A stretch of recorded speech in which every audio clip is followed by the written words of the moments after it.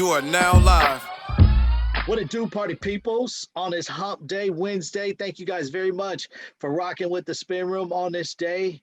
I be your man, Bigg Pwee. That's my ride or die. That's my girl, Big Liz. Miss everything, J Tasha. Greetings and salutations, my beautiful ladies. What up? Hey.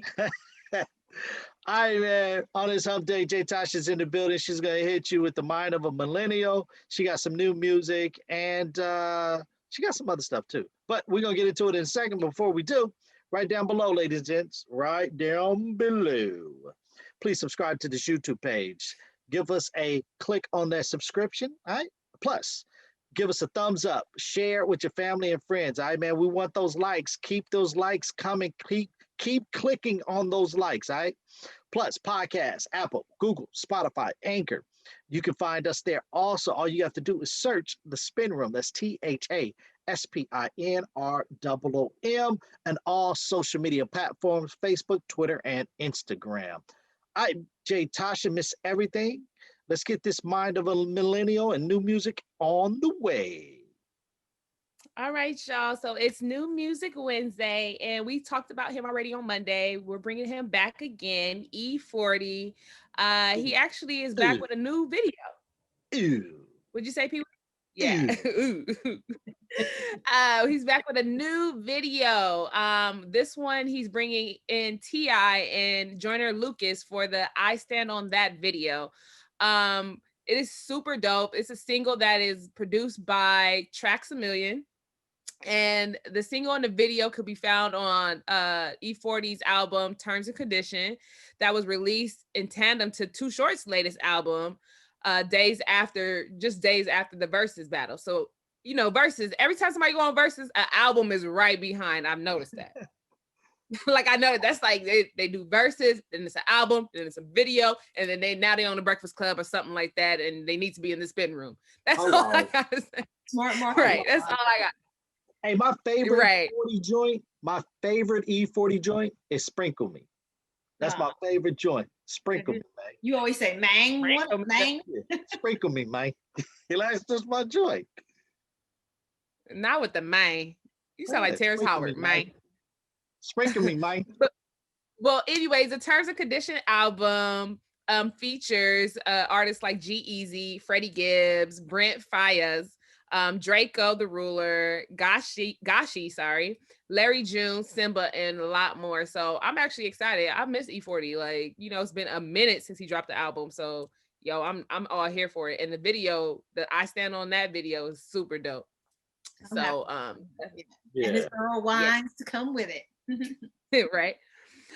So we also have in this new music, we also have Jack Harlow and Chris Brown connects for the Already Best Friends video. So Jack Harlow, fresh off the stellar Tiny Desk concert, was also serving with Quavo this new music, Already Best Friends, featuring Chris Brown. This visual takes Harlow and Breezy to a tropical Mexican paradise as they are accompanied by a ton of beautiful women, of course.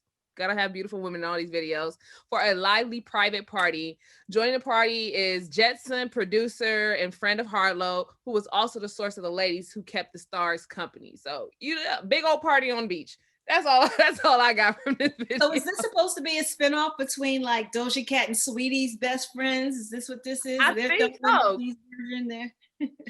They have this best friends, and this Jack Harlow and Chris Brown is saying we're already best friends. So it's the guy version of it. Just seems like it's the guy version of this. Yeah. And I like Jack Harlow. Jack Harlow's nice. That young dude is dope. Dope. I like him and I like G-Eazy. I'm not mad at either one of them. Where has G-Eazy been? Like, I'm waiting on some new music from him. Well, he dropped the new music. He got a song out with Chris Brown right now, sampled by what's it? The Mac song. Return. It's called Passion. Return of the Mac. Yeah. Oh, yeah. I watch it on Revolt all the time. Yeah, he's back. I like G. I don't know how I missed that one. And I'm supposed to be bringing y'all new music. I gotta do my research. Don't worry, I gotta do my research. And then also, I want to do a big congratulations to Pop Smoke.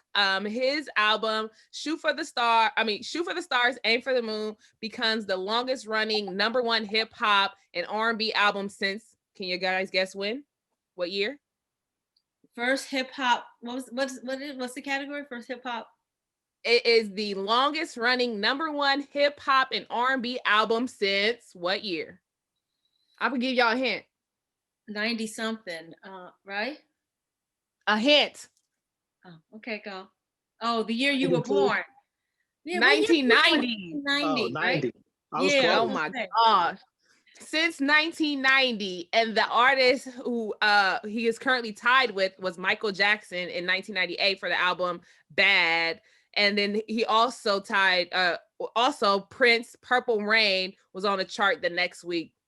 So his album currently is #1 on the charts and #2 on Billboard's Top 100.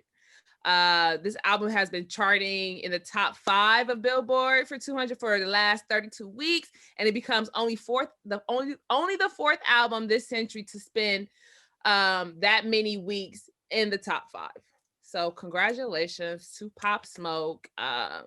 Rest in peace, but his music is still living on. And I don't know about y'all, but I can't believe that album has 34 songs on it. Yeah. This is the one that 50 Cent put together, right? Uh-huh. Yes.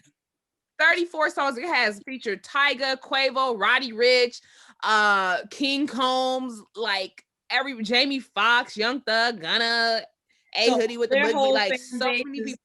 Yeah, their whole fan base is rocking with this. Now, let me ask you guys a question. Do you think any of these artists, had they not passed, would have had the same success? I think Pop Smoke would have had the success, Yes. but not this fast. I think the fact that he I passed also away, think Nipsey would have had the same thing. Yeah. Yeah. Okay. Like, cause Nip, and it's so funny that you asked that. You say that, Tosh. It's because I just had a conversation with my boys maybe a couple weeks ago on Nipsey, and I said, for years Nipsey was selling mixtapes, and he really didn't get the shine that I thought that he should have. This last album, I felt was going to catapult him to that next level. Because I was like, he had everything done in this last album, produce certain producers, mainstream producers and stuff like that was really going to catapult him. But I thought that it was the next, you know what I'm saying? His next album would have did it for him. Yeah. I felt like he was on the right track, on the right step. So it was going to come. Like you said, it did come quicker because of the passing, but he was already on his way. Like that was his trajectory. That's where he was going to be, winning Grammys, to winning, to having this success. So yes, what I do think Les? so. I don't know. Because you even wonder, like, even in film, like, would Chadwick have been nominated, even though he's amazing? You can't take anything from him. But when there's a posthumous award from any category, from any actor, you wonder, would they have really won the award had they not passed? So the same thing in this regard to the music. But these were all dope artists. Nipsey was fire. Pop Smoke was dope. He was bubbling. So yeah, I think they may have done maybe a little less than the success they've received now, but now because it's like a collector's item, or people want to still be part of the movement. So that kind of helped to propel it, I think. So I mentioned all these new music and new videos and all these awards from this artist. Well, let's talk about some music that's not going to be happening anytime soon. Once again, it looks like NBA YoungBoy is not jumping on any opportunities unless he's in the right frame of mind. And to do so, he reportedly turned down Little Baby collaboration. I don't understand what's going on with these artists or what, like, their mind frames, but he is not hopping in the studio with Little Baby to collaborate on no music anytime soon. And he also did leave J. Cole in the studio for, I believe, 8 hours and never showed up to come record a track. So he's going through something. Clearly, he is going through something. He just said that he didn't feel like his energy at the time that he wanted to go record, and he left J. Cole hanging in the studio for over 8 hours waiting on him to come and record. And I don't know about you, but like, these young rappers, they need to start paying a little bit more respect to the people before them. Like J. Cole has paved the way, and I'm no how many people would pay to be or jump on the opportunity to get in the studio with J. Cole or even Lil Baby, who's #1 right now? And yeah, NBA white boy got young boy got his thing going on, but you're not on a certain level, so you gotta pay your homage, do your job, and pay some respect. But clearly, he's not hopping on anything. It's disrespectful. I mean, Very disrespectful. I mean, that's just anybody. You don't leave anybody just hanging without, hey man, I'm sorry or whatever. And, 8 hours in the studio waiting for you to show up. That's disrespectful, man. But I agree with you guys. He got something going on, and I hope everything works out for him.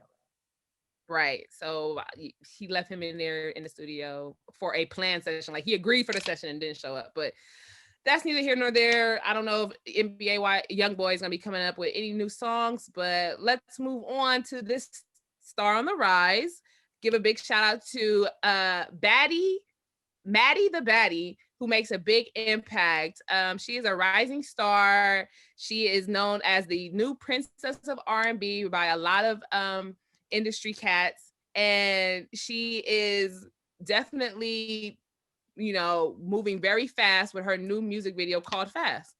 A lot of people, she's out of Atlanta, a lot of people is loving her. She kind of has a very similar comparison to Rihanna, and a lot of her influences include like Mariah Carey, Alicia Keys, and current artists such as Jhené Aiko, her, and Doja Cat. So this is a new artist on the rise. So Maddie the Baddie. Yeah, well, looking out for it. Now we're gonna get into. Have you guys heard of her? Yeah, I've seen the video. Well, look out for her. She actually has a really nice voice, and I might be producing a video for her soon. So you might be seeing that soon. Just make sure you dance. Let me switch gears over to Mind of a Millennial. I don't know if you guys caught the conversation with Little Mama and RZA talking about young kids and sex change, and how Little Mama was definitely advocating for kids doing these sex changes or changing their genitals and doing all of this when they become older and as adults. And if that's their, that's what they choose to do, then yes. But kids who are not old enough to drink, not old enough to drive, not old enough to smoke, not old enough to do all these other things at the age of 8, 9, 10, 11, saying they wanted to, if they were born a male, they want to be a female, and vice versa. What is you guys' opinion on that? I agree with that. I think because you evolve so many times, and you think you know everything when you're 13 and 14. You think you can't get pregnant when you're 16. You think you know everything when you're 18, you getting ready to move out your mama's house. Well, just wait till I turn 21, or even when I turn 25. Like, there's so many times that you evolve, change, and learn lessons the hard way, that I think the law should be that you cannot get a sex change until you are at least, I would say 18, right? Because you're old enough to vote, you're old enough to drive. So at that point, you should have rules and stuff about you to make a very cognizant decision. If you regret it at that point, sure, but 18, you're allowed so many other freedoms to drink in certain states. So I say at least to that age, but not when they're younger. I think if the parent decides to let their child maybe dress differently to how they're feeling, just so that they have a little bit more comfort, then I say go ahead and let that happen. Because people get depressed and all these other things, and they feel suicidal, and find a way to embrace that portion of their body if they want to cover their breasts or tape their breasts, whatever they want to do. But as far as the actual surgery, I think there should be an age limit on that. Absolutely, I'm with you 100% on that, Les. There's no reason why any child should be making changes to their body. I think wait until you are an adult, and then if you feel you still feel that way, then so be it. But nah, not at no teenage. No.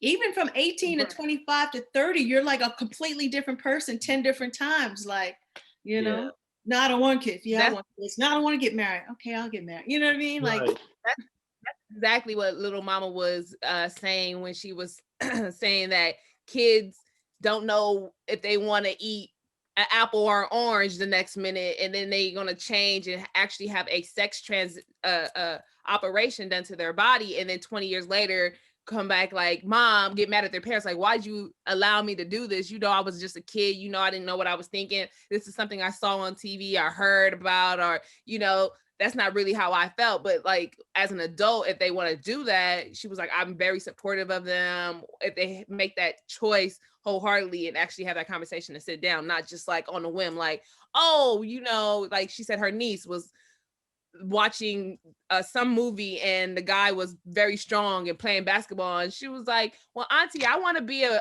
a man. And little mom was like, why would you want to be a man? And she was like, well, because he's very strong and he can move this, and I want to be strong, so I want to be a man. And that's their mindset. Like, they see something and they don't understand it or don't know fully of it. And so she's just like, we gotta really communicate to our kids, teach our kids. There's a lot of things out there right now that, schools, educations is they're like pushing towards, feeding our kids these things, and we have to definitely take care of them and like let them know what's going on, have a better understanding on all aspects. So that's just the mind of a video. Let me ask you guys a question, and this is in the same vein. Say you have a child who's getting bullied at school, right? Because their nose is too big or they have big ears. So we're just talking plastic surgery, and they're miserable. They don't want to go to school. They want to transfer schools. They're sad every day. Would you allow your child, once, like, say the school year ends, to get surgery, plastic surgery over the summer, and then come back, have a nose change, have their ears changed, or anything like that? Because I've seen it happen before. No, I can't. They are still developing. Your body is not even fully, females don't fully finish developing until the age of like 20 or something like that, and males is 24 or something, like later. Like, we're not even done finished developing. Like, we still gotta, our body changes every 7 years. They don't know that. Your body changes every 7 years. I think at the end of the day, what I'm saying, that I hope that the parents are sitting down talking to the kids and letting them know how beautiful that they are, so that when they do go to school and they do get bullied, hopefully it doesn't hit them as hard. Now, again, we all, gone through school and you dealt with bullies and stuff like that, but we had at least the confidence to know that that's all that they're doing, I just hope that the parents are helping with that. There's no way that I'm letting my kids get any plastic surgery. My kids are not going to get, if my kids want plastic surgery, they're going to have to pay for it, which means now you have to be 21 and older, having a job to pay for it. Once you become an adult, 21 and older, and you want to make the decisions, I'm going to give you my point. But after that, I can't do anything. You're a grown adult. Let me ask you, what were some of the things you guys were teased about growing up? Hello, I'm still being teased by mine. But you embraced it, Pee Wee. You embraced it. Oh yeah. It don't even make a difference to me. You know what I'm saying? Like, people will be like, oh, because you're short. Okay, and so I still pull your girl, so it don't matter. Mr. Still your girl in the building. Now, I got teased about my complexion and having a big ass head. Well, that's what I got teased about. You know what? My head's so big because I'm smarter than you. I heard that. I got teased for having a big chest. I was wearing a bra in like the 3rd grade, and for my nose, and having big eyes. It's all feature stuff that the kids are so shallow about. Yeah. But look at you guys now. Yeah. And being absolutely gorgeous. High school being so fire. I'm bad, baby. What's up?